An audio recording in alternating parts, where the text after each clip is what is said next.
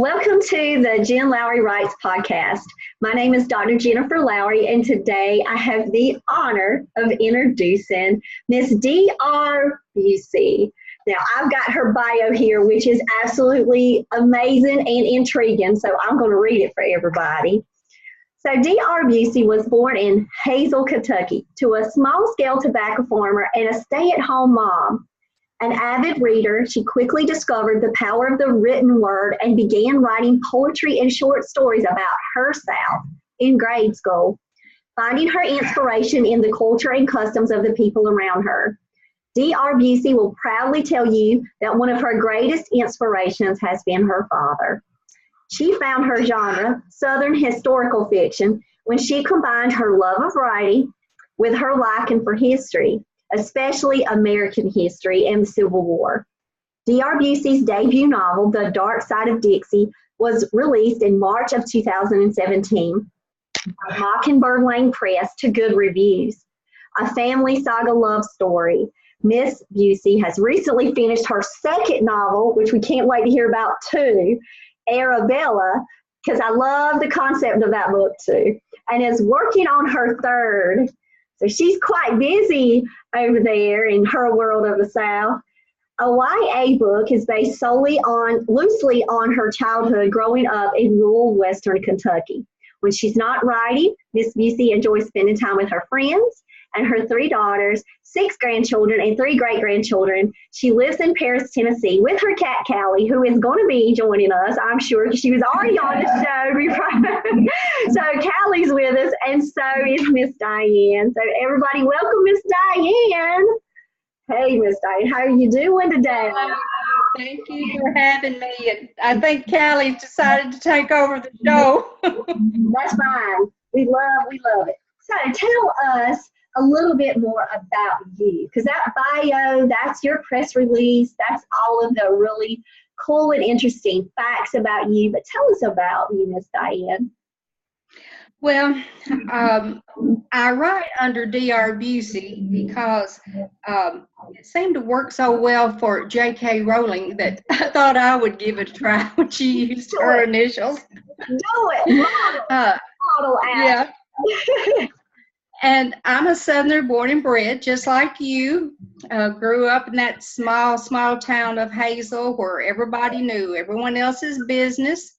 Yeah. And I've lived here I moved to Tennessee when I was 17, so didn't move very far away from home. Right. Did you move to another small town, or did you find yourself navigating to the big city? Oh, no. Paris is a very small town, too. It's a little bigger than Hazel was, but it's a small town. Yeah, I miss my small town love. I miss it. I'm from a small town that has about 2,000 people. Well, I don't think I would. I mean, I like to travel and go to big cities and visit, but now I like to come back to my small town. I would not enjoy, I don't think, living in a large city. When I go to Nashville, I'm a nervous wreck. The traffic's terrible. I can imagine. I live outside of Raleigh, and I don't even know the names of all the roads yet, and I've been here too long, and I just say, I'm on the big road. And my husband, which one? I'm like, the big one. It's the big one. Like, I'm from a one stoplight kind of town and this kind of living. But I will say it has opened up a lot of opportunities for me. And so I'm very blessed. But I hear you. I'm from that too. So I can see how that small town and that roots of that family and that community came through with The Dark Side of Dixie. Was that your inspiration? Was it kind of like a reflection of that? Well, I'm going to tell you how it came about. I think I said in my bio that I began writing very young when I was in grade school. And I always wrote about my South because that's what I knew, how to be Southern. Yeah. If we don't get anything else right, we can do that, right? That's right. And I always knew that I wanted to write a novel. And of course, I knew it would be about the South. So when I was in my early 20s, I hand wrote a novel. I did. Never did anything with it. Put it in a box. It would stay there for years, and then I'd get it out every once in a while and read over it. And but I did begin trying to get some of my essays and short stories and poetry published, and had some luck with that. So finally one day, I took out the novel, read through it, and I thought, ooh, this is awful. This is really bad. So I trashed the whole thing, other than I kept 2 of the characters' names.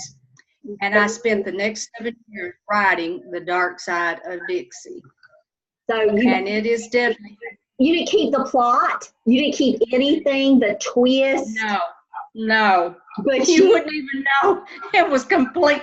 2 names. 2 of the main characters' names I liked, I kept. So you Other than that, kept Billie Jean.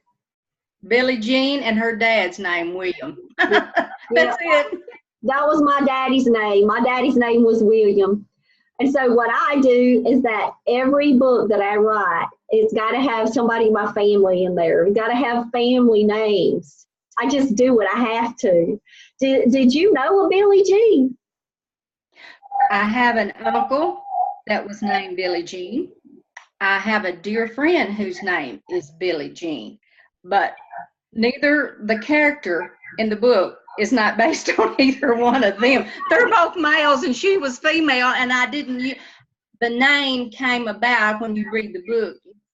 Combination of the father's name and the mother's name in the book. That's how it came about. And them thinking they were going to have themselves a little boy, and then it ended up being a little girl, and they're going, no, we're going to stick with it. And I love, exactly right. I love the origin of names.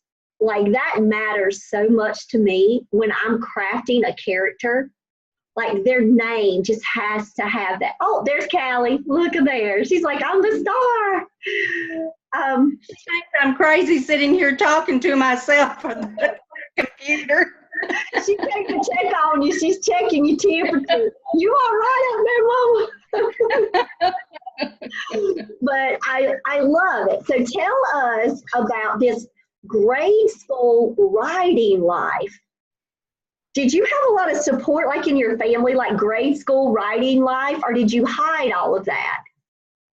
Well, my 6th grade teacher, she encouraged me. She told me, because I loved English class, the literature and the writing part. Didn't like the grammar part. Now I wish I'd paid more attention in the grammar part. Me and you both. I'm telling you what, Miss Diane, we got so much in common. You keep on talking.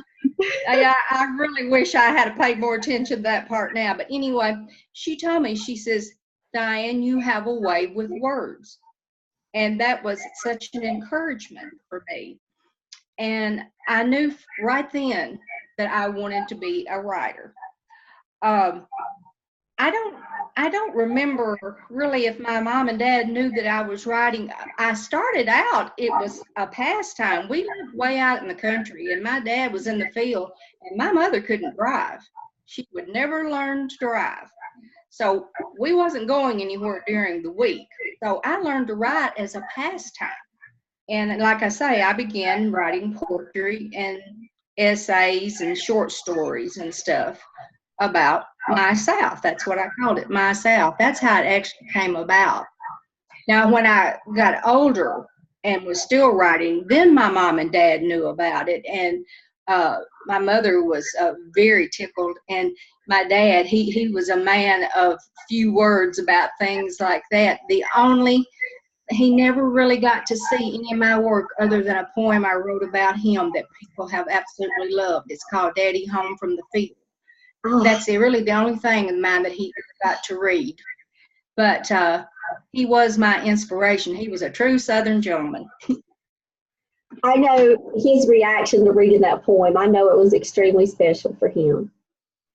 It was. I could tell it really was. He didn't say a whole lot, but I could tell it. It really touched him. I could tell that it did. And so your love of poetry comes in The Dark Side of Dixie too, because you have excerpts of some poetry pieces. Was that hard? Oh, yes. Was that hard for you to pick? Or did you know exactly what fit? Or did you go out researching and searching and reading a lot of poetry until it just came to you? How did that process work with your inclusion of like Robert Frost and some of the poetry pieces? With Robert Frost, I knew which one would work. I knew which one would suit. I think I had to research because, the Dark Side of Dixie is in 4 parts: spring, summer, fall, and winter. I think the summer and fall, I had to research poetry that would fit there. But I knew in winter, I knew the Shakespeare. I knew it would fit. So some research and some I knew what I was looking for. And your love of history comes straight through. And you give us a history lesson, even down to talking about whiskey or the bootlegging and everything. So how much of that did you spend? You said you spent 7 years working the Dark Side of Dixie. Was that mainly in the research phase? Was it the writing piece, or was it a combination? Like, tell us about that research that you put into that, because you're true to the historical fiction category, like you claimed in that Bible. I can't even tell you how many hours of research. Lots of research. Just lots of research, many hours. It probably wouldn't have taken me 7 years had I been able to write 4 or 5 hours a day like I like to now, 7 days a week, but I couldn't. I was working full time, taking care of my elderly mother, trying to spend a little time with my children and grandchildren, and my friends just quit calling me. They knew that I wasn't going to go out to eat for dinner. They was going to know I was going to say, "Oh, I'm writing." So, but it probably wouldn't have taken that long, but it was finding time to myself to be able to create, because you've got to be quiet and in a place to yourself and not somebody running in and out or the phone ringing or whatever, or at least I do. I need quiet when I'm going to write. So that's probably why it took so long, is because I didn't have that many hours every day that I could devote to it. And with your research, did you do interviews, libraries, historical societies, research just on the internet, videos? What would be like your tip for other authors out there who are maybe intimidated about the research process? I think I put in my the first page, my forward there, I said, "Thank God for Google." That's true. Thank God for Google. I did a lot of that. I did use the library. I did go to historical sites. I don't think, I might have done some live interviews. I believe with some of my friends that, even though my dad was a farmer, a lot of the things I had forgotten about raising tobacco. So I did do some live interviews with some of my close friends that used to farm and raise tobacco. So I did do some live interviews. And about the coon dogs, I had a gentleman that raised and used to breed Walker coon dogs, and I did do an interview with him. So I guess I did some of all of it now that I think about it. But I think that's what adds authenticity and credibility to the work. It adds a depth to the work because it shows that you put in that time and that care to create that setting and that scene. And so when you're experiencing it, it's as if you are there in it. Yes. I've had people tell me that when they read the book, that they felt like they really knew these people. And that's what I wanted. I wanted you to feel like these were your next door neighbors. And even with the family meeting, like when the family meeting is called, I mean, you've got things that have happened in my families. Like we've had those serious, we got to have the sit down talk family meetings. I can't give away your book. You guys got to read this book. But I'm telling you, you truly hit like a winner with this book. Thank you. That makes my heart sing. And you have received good reviews, and I've seen your press releases, and you've worked with papers, you've been out there on the internet. How about going to events? Have you been doing a lot of events or talking about it or spreading around at festivals? What have you been doing as far as your promotion with the book? Well, other than social media, I haven't been able to do as much as I would like. But if the Lord's willing, and as they say, the creeks don't rise and here as much rain as we've had, that could happen. I plan to attend the Southern Festival of Books in Nashville this October. Ooh. And yes, I feel like I have been told that is a really good place to showcase your work. I have a booth and I will have my books there for sale. And yes, I'm looking forward to that. I'm hoping everything holds together and that comes to fruition. And do you have a lot of nervous excitement around that? Yes, I do. I think my biggest fear is we won't find a parking place. I think parking in Nashville is at a premium, so we may have to walk and carry these boxes of books a long way. I don't know. Maybe not. Maybe not. Maybe it'll be better set up than that. Get you one of them push carts. Get you a pull cart. Yes. Get you a wagon. If I find out that the parking is not close by, I probably will have to get one of the little pull carts because packing those books can get heavy real quickly. So what type of challenges? I know you said that finding the time was a challenge. And I think a lot of authors, there's many of us that struggle with that same challenge. But what are some of your other challenges that you face that you've had to overcome? Has it been with the writing? Like you said, the grammar, you wish you'd have paid more attention. I heard you say that. Publishing piece. What are some challenges for you? Well, a big challenge right now is trying to secure a literary agent. The cold querying has profited me nothing. So that would really be, I think, a big help in promoting my books if I could secure a literary agent. Other than that, I think one thing is, even though, as I told you, I'm not a Christian writer per se, but I'm a writer that is a Christian. And I always worry that I will write something or quote something from the Bible, even though I always have my Bible right beside me when I put a passage in, but I worry that I will misrepresent or misquote something that will mislead someone or be a pitfall to someone. I struggle with that. And I also struggle with, I would never want to do or say anything that would disparage the name of the Lord. And it's kind of a fine line you have to tread between what's too much and what's not enough to put in. So that's a struggle, but I think the more you write, the better you get with it, and you kind of realize what works, what doesn't.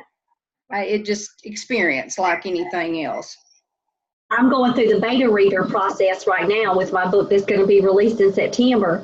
And I was having the same conversation yesterday with my writer friend who is beta reading with me. And I was like, I don't want it to come across too preachy. Right. Because it's a YA book and it's a girl who is not a believer, but she comes to know the Lord. I'm just giving a spoiler alert right now on my book. But as a writer, you have to say, what would those authentic relationships look like when people are first discovering the Lord? And do you want to represent that conversion process in a way that would bring honor to God? And so, I feel like that too is, like the conversion piece. Yeah. Exactly. I'm proud you understand what I mean. When you write, you have to write honestly. If you don't, your reader will know it. And you have to be the voice of the good and the bad side of humanity. So that is where you have to decide what's too much and what's not enough. But as you said, you want to show the character before and after if you can, or how the process came to be. And let's face it, there's a lot in life that's not pretty. it's not pretty. It would be nice if we could all live in a bubble and nothing bad ever happened and we didn't have to encounter the uglier side of life, but I haven't found a way for that to be possible. And I see that Billie Jean went through a similar thing where she had to accept, she had to move, she had to go forward. And tell me one about Grandma and Grandpa's relationship. Early on, you had me laughing completely and crying. Like, where did these characters, like, they are characters. They are inspiration for Grandma and Grandpa. Well, I guess the characters is not based on one specific person, but they are a combination of people that I knew through my life growing up. And I knew some couples that maybe one, usually the woman was the believer and the churchgoer, and the man was not so much so. It was hilarious. And they would say, it's not that I don't believe in God, but that preacher just wants my money. That's all he wants is my money. I know a few people like that. The exchanges that they had, I loved it. I loved it. It was hilarious. Tell me too. Okay, you got your next novel coming up. So it's already written, because I read previously that it was something that you were working on. So that was an old thing I found on the internet. So it's completely done. It is. So we've got Arabella. Well, I guess some people would call it a Southern ghost story. Because you know the South is full of ghosts. It's from the past that sometimes refuse to stay buried. And it's historical fiction, but it has a supernatural suspense thread woven through it. It's not really about ghosts, but it is about spirits. So I'm going to leave it right there and not go. You talking about hooking me and reeling me in for that book, because that's my stuff. If I want to say it, that's my junk. Now, I love the supernatural, the horror. That's my next series. I'm actually doing one right now. You're going to love Arabella then. I cannot wait. When are you going to release it? What is your plan? Well, like I say, I have been trying to get a literary agent so that hopefully I could get a bigger publishing house, because I know there's a whole lot more promotion with one of those. I went with the small publishing house because I had been 7 years writing the book, another 2 editing, and I thought, I want to live to see this book in print, so I went with a smaller publishing house. But I would like to have an agent so that I could maybe get a better book deal and get a larger publishing house to publish it, because they would help a lot with the promotion. I've done everything I know to do, but I feel like there's so much more that needs to be done on the Dark Side of the Dixie. I think it would even do better than what it's done if more people knew about it. Right. And I think a lot of, the publicity plan really is on our shoulders to carry that out. Yeah, it is. And that is a lot of stress on an author. It is. Like, the main thing I want to do is I want to sit in front of my computer and write all of these characters, get them out of my hand, so that I can get a new cast of characters to come into my life and stick around with me for a few months. And it's like, but I'm always having to split brain myself, worrying about the publicity and the marketing and the social media. And then you got, where's the writing? You got to write. So how have you balanced your social media? What are some tips for your social media networking? Well, I have a Facebook page, I have a Twitter page, I have a website, I have an author page on Amazon. I think that's pretty much it. That's all I can think of. And I try to work all of them to the best I can to promote it. But it's just like you said, when I first started writing, I never even thought about the other end of the spectrum. I just was thinking about writing, getting the book done. And then, boy, was it a shock when I realized that all this other had to come into play. Getting it published, promotion, like you say, the social media part, everything. It's a shock to your system. But you're still, so I heard you say earlier that before you would have loved to write a sustained 4 to 5 hours a day like you're doing now. So you dropped that little, you're doing that sustained writing now. Is that what your process is? Are you taking that time and setting yourself up a schedule? I try to. If somebody doesn't mess my schedule, I like to write. Yeah, that happens, especially since I am retired now completely. I was working part-time. I retired from full-time in 2013, but then I went back and worked part-time for another 3 years. But as of December 31st of last year, I hung that up. I said, enough of that. So now it's easier to balance all of it. I can write when I need to, still have time for my family and friends and for my church activities. I don't right now I'm not writing 4 to 5 hours a day. I was until I finished Arabella. The young adult novel, I am working on it, but I'm not putting 4 or 5 hours a day into it right now. That's not to say that I won't in the near future. I kind of tried to rest up a little bit after Arabella. And so I very well could be.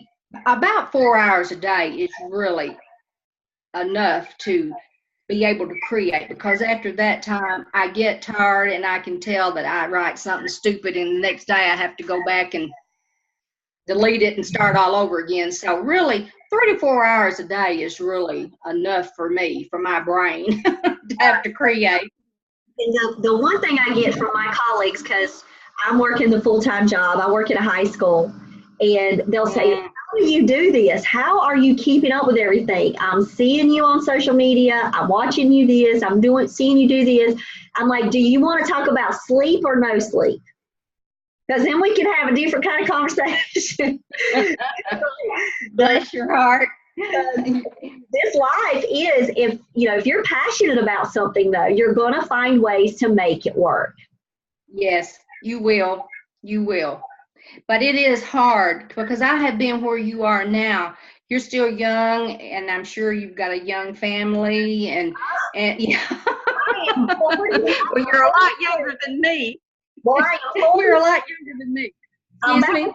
I'm 43, about to turn 44, and hey, I have children your age. Oh, whatever. No, I'm not going to believe it. But I do. So you worked over 30 years as a nurse. 33. 33 years. I would like to have been writing all that time, but I wanted to keep electricity on and food in the house. You've heard of starving artist. Well, I was a starving writer if I'd have been trying to make a living doing it. But you did keep up with your short stories and your poetry. Yes. Yes. Are you looking at publishing any poetry works, or do you use that for your website, or do you keep up and publish any of your work on any of your platforms? That's the poetry work? There is several. I know there's 2 or 3 of my poems on my website, and my essay, The Perfect Christmas, which has been published before in a magazine, and it's about my dad. And it's nonfiction. It's true. It's on my website.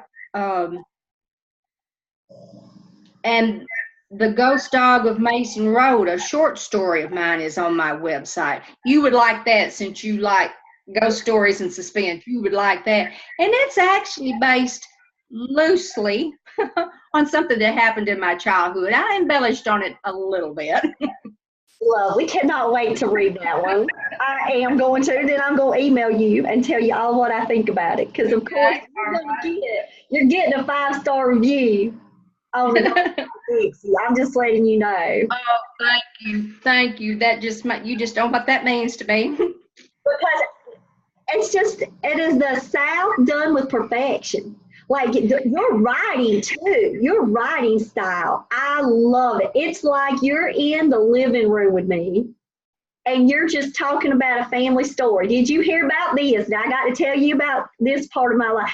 It's like we're having a conversation. That's the way I write. And in fact, there is a review on my author's page on Amazon that some lady that I did not know that had I don't know how she come to know about it, but probably from one of my social media sites. I don't know which one. But she said, about to lose you. There you are. She said that I felt just like that I was sitting down in my house with her in my kitchen table, drinking coffee, having a conversation with her. And that's what I strive for. That's the way I write. That's just the kind of books I like to read, so that's what I like to write. Did you have any models? Did you have any other Southern writers that you modeled after, or did you stay away from that and just kind of zone in and it's you and the computer? Or did you really model yourself? Well, yes and no. Some of my favorite writers are the ones of days gone by. Harper Lee was one of my favorite. And somebody gave me the greatest compliment when they said, your writing reminds me of Harper Lee. And I was just, my heart just sang. It was just, I said, boy, is that a compliment. But also, Margaret Mitchell's Gone with the Wind. That was one of my favorites. I think one of my very favorite writers was Marjorie Kennan Rawlings. I think I read everything she ever wrote, but maybe one book. She was, yes, she was, yeah. Of course, she wrote The Yearling, Cross Creek, Jacob's Apples, Golden Apples, and Jacob's Ladder. So yes, in a way, maybe I knew I wanted to write in that style, in that vein of thought, in that feeling, in that you're sitting down on the front porch talking to someone about the gossip in the community. I wanted it to feel like that. So yes, in a way, I guess I did maybe model my writing after all of those. And Carson McCullers, I liked her. So The Heart is a Lonely Hunter. So yes, I guess I did in a way. I knew I wanted to be like them. But you said too, you wrote in the way that you love to read. Right. And that was some of my favorite reading. But in modern day, I love John Grisham, A Time to Kill. Oh, I do. I love John Grisham. A Time to Kill was one of my favorites. Well, all of his was good, really. I mean, you can't go wrong with any of his. But yeah, I wanted to write something that I knew I would enjoy reading. And Dark Side of Dixie is what came out. And that you're proud of producing.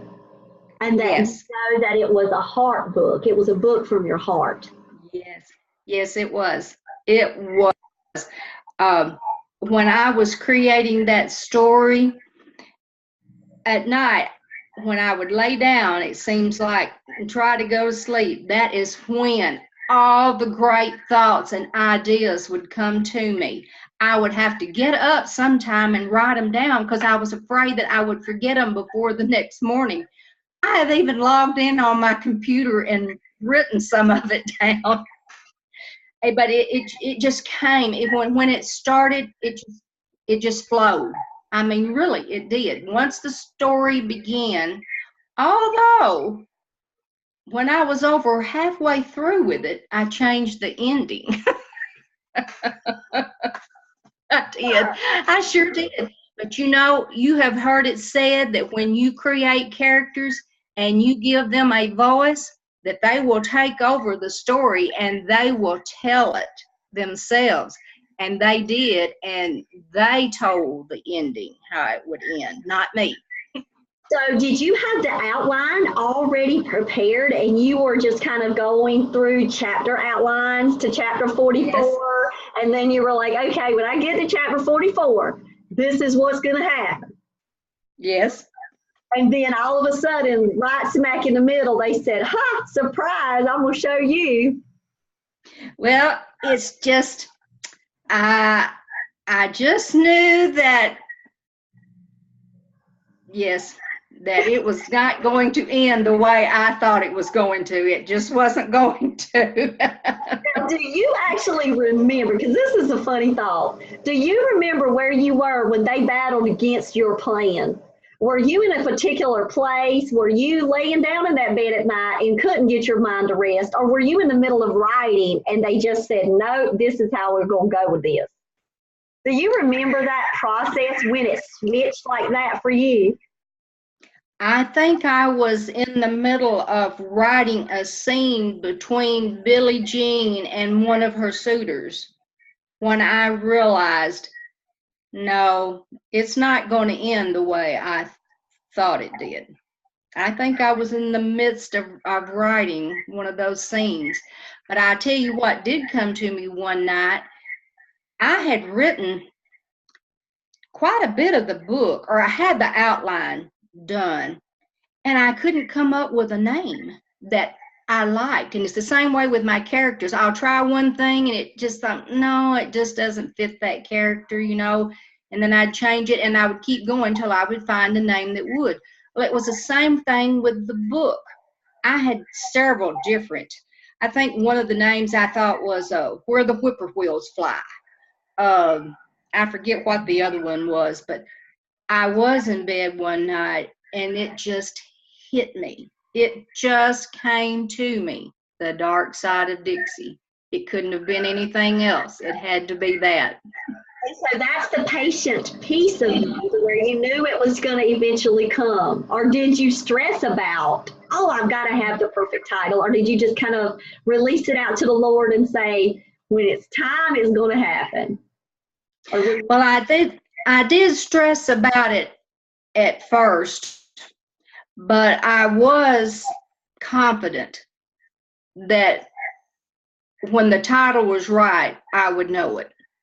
That when the right one came along, I would know it. It's the same way with my characters. I do the same with in every piece I write. I may try one name and I may keep it in there for a while, but all the time in the back of my mind, I'm thinking, no, that character, that name's just not right. And then eventually it'll come to me what the name needs to be for that character. And it was the same way with the title for the book. So tell me about your next books. So I know you're wanting the literary agent. So are you? Well, it'd be nice. Are you like? What is your query schedule like? Are you setting up a spreadsheet and saying, I'm querying this many people a day? Do you have a goal? Are you trying to be patient with the responses? Like, what's your plan for that process? Well, I queried, oh goodness, probably 50 or more at the first of the year because I thought that would be good a time to get mine in. And I heard back from some of them and some of them I didn't. So I don't know. It seems like that most of them, they want a referral. They want you to be referred to them by someone, or they want to meet you at a book conference or something. Yeah. So maybe when I go to Nashville this fall, maybe there will be some agents there and I will meet one. I don't know that for sure. I don't know the lineup of who's going to be there, but maybe. And then maybe you'll just have an author that's sitting at a booth beside you, and you can say, hey, I've got the Dark Side of Dixie. Who's your agent? Tell me your agent. That would be nice. You can start if they would share with me. Yeah, you can start dropping them business cards. You can start networking with authors too. And I have done that. I have joined some authors' pages on Facebook and different things like that. So maybe out of all of this, one will come along my way. Well, I tell you, I'm ready to read that story, so I'm going to be praying for one to come up and connect with you soon. If you're wanting Please do. If you're wanting to go that traditional publishing route, I will be praying for that to happen, for those doors to open for you. So, I appreciate it very much. So for writing, you got the YA, you're trying to query. Do you have a timeline for the YA? Have you outlined it? So you're an outliner. You like to do the pantser or the architect. People call it different things in the writing community. But have you outlined the YA book all the way out? Actually, it started out as a short story. So I have gone back and now I am making it into a full-length novel. So yes, you could say it has been outlined. It's just now it's a matter of making it into a longer story instead of a short story, making it into a novel, to a novel length. So yeah, I have to outline just a little bit. I like to kind of, and like I say, that don't mean I won't change it. I can outline it, and that doesn't mean it's not going to change somewhere down the way. I generally do a rough outline anyway of everything. And I've never done that. I'll do that in my nonfiction work, but in my fiction work, I'm what they call the gardener. I just kind of say, okay, let's go, and I just start typing away. But I appreciate the outline because I understand the structure and the process that's needed to actually get that plot just going along, and the pace. I think it helps with pacing. It does. And I tell you, one reason why I have to do it is because most of when you write historical fiction or when you write historical period, you got to be sure you've got your timeline right. I guess you saw somebody said, I don't watch the Game of Thrones, but in the Game of Thrones other night, the final season, they had a Starbucks cup sitting in one of the scenes. Yes, they did. You're saying because he watches Game of Thrones. They said they did. Yeah. So, if you don't kind of have a rough outline, you'll have your timeline all messed up, and you'll be having something in there that hadn't even been invented yet. So well, that's so true. That's kind of one reason I do it. That is true. That's true for anything, because you can get so caught up in the story that you can kind of forget the small little details that you might be in there. And then there's your credibility right there. It's kind of like shot. That's exactly right. The one person won't remember the romance or the drama. They'll remember the Starbucks coffee scene. That's right. That you dropped in there by accident. Yeah, I can see that. I might be inspired by you to do a little bit more of that with one of my new books, because I'm going to be working on a serial killer book soon, and I'm thinking that maybe I need to be doing some of that outlining so that way I can get the timeline right, especially with switching point of view and doing all of that kind of new stuff that I'm trying to dabble with. So maybe I love that. I love the serial killer thing. Is it going to be nonfiction? Is it based on a real serial killer? So it is not. It's just this serial killer that's roaming around that I got to get out of my head, and it's going to be set at a college. So it's going to be a college student. It's not, the murders don't take place at the college, but it is a college student. So it's time stepping outside of YA and going into that new age category where it's like the 18 to 30-year-olds. So my target audience is going to expand a little bit. So I'll be honest, I'm a little nervous about jumping out of my YA love because I'm so involved in the young adult world, teaching high school. I'm a literacy coach in the YA world. My children, I homeschool at night, and so I got a 16 and a 12-year-old, almost 12, and we're doing all YA work, really. So jumping over it, I'm a little intimidated, but I'm gonna take it as a challenge and go forward. It sounds wonderful. I'm anxious to read it, but I know what you mean about going out of your comfort zone. See, I've never written a young adult book before, and I have to be careful that I don't go too much over to the dark side. It's kind of, I have to be careful that where I'm going with it. Remember, now this is supposed to be a young adult book, you know. So yeah, I know what you mean. This is kind of a challenge for me too, and I've tried to do something that. Have you ever written in third person present tense? No, I have not. I kind of stay away from. I'm not sure that. I'm not sure that this was a good idea, and I may end up completely changing it, because it's been. I read somewhere that was supposed to be the easiest way to write. I'm thinking, no, it's not for me. So I may completely change this. It may not end up this way when I get through with it, because it's been difficult for me to do this. So is that the piece that's changed, other than the YA audience, the way that the POV, the style that you picked is different than what you're used to from? Yes. And so maybe that is a signal that's saying, go back to that, what you love. Just because you read that on the internet, you know how it says it's not always true? Well, it can be true for those authors that, you know, work better in that style. I think we all have our own style, and we become a part of it. And I know that we can stretch ourselves, and we can always grow, and we can always try new techniques. But if we're coming up against brick walls, maybe that's the indication, well, hey, let me try a scene in another way, and let me see how this scene works. Maybe it's meant to be this way, and see if it's easier, see if it flows. Yeah, I think that it would probably flow a lot more quickly if I went back to my usual style, yes, and I'm very well may do that. That's a very good indication that I may. Like I say, I haven't really gotten into writing as much on the Mud Princess of Cherokee Creek as I probably will in the next few weeks. So I can't wait. I loved the title. I heard you drop that title in there. That was a good one.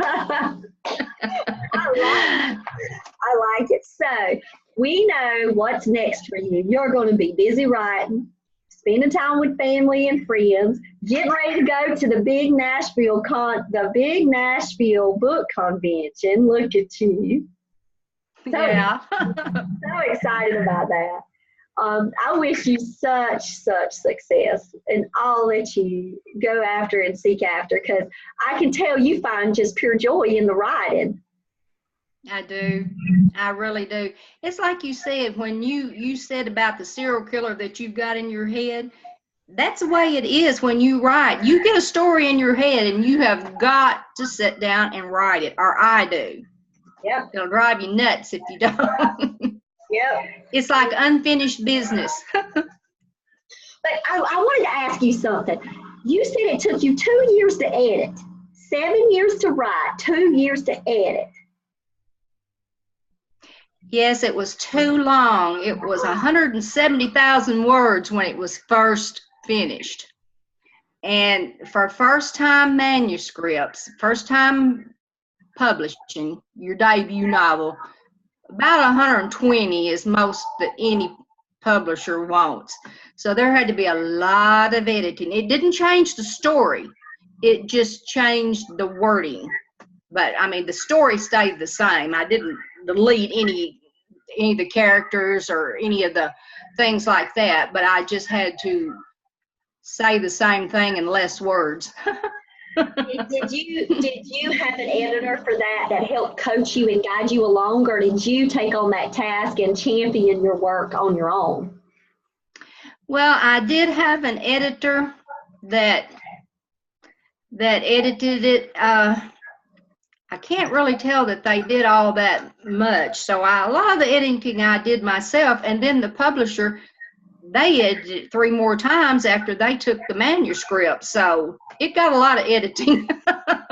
And I think that's the piece too that I was unaware of, how many people are involved in the publishing process, and then all of the rounds that it takes, because, okay, you're ready for my country title. Sweet Potato is the name of one of my characters, and her last name's Jones. And so Sweet Potato Jones is going to be coming out in 2020 through a traditional publishing company, but it was originally set to come out in 2019. Because we're in these rounds of edits, and we're on the publishing, timelines and the printing timelines. Now we're looking at 2020 for that baby to come out. So I understand exactly. The Dark Side of Dixie, the publisher had first thought she could have it ready in 2016, so I could enter it in the contest at the Southern Festival of Books. If you have a debut novel that has been published in that year, you can enter it in the contest to see if it wins best debut novel. They pick it at the Southern Festival of Books. And she said that they just love Southern historical fiction. But because of the editing and all of that, it wasn't ready. It didn't get ready, and it didn't come out until 2017, and it was too late to enter it then. So, yeah, I understand about that. How did you keep your patience through all of that? Because I need some prayer over that. You can be my prayer warrior over there, Miss Diane. Like, how did you stay kind of centered in all of that? I'm not sure that I did. I'm like you. I had to do a lot of praying. I wouldn't say that I was very. It was like, it was stressful. It was stressful, but I just had to keep telling myself, it will be when it will be. It will come when it comes. And I keep saying it's going to be in God's timing, and all of this is meant for right. And it's all meant for my good. That's exactly right. It will be in His time and in His way. That's kind of the way I feel about the agent. It will be in His time, in His way, and with whoever He thinks is best. And so when you first received your copies of The Dark Side of Dixie, and you got to hold that book in your hand, how was that experience for you? After all of these years, since grade school. I think I cried. I'm telling you. It was just wonderful. It was just wonderful to see my name on that book. It's grand. It really was. It was grand. It was probably one of the happiest things that's ever happened to me, to see that book in print. Now, if I could just see it up on the big screen, that would be. Hey, dream out loud and dream big. Right. That's exactly right. I believe it 100%. The Lord has been working miracles, and it's because we're speaking it out and we're asking in faith. So, right. So go right on. So it's just such an honor to have you here with me. I've enjoyed it.